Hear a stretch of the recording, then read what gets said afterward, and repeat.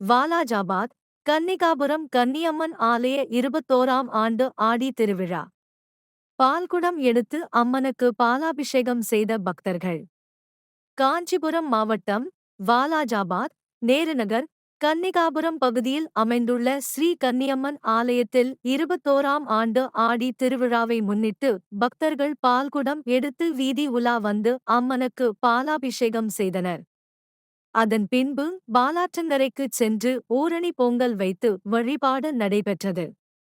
பாலாற்றங்கரையில் பூங்கரகம் ஜோடிக்கப்பட்டது.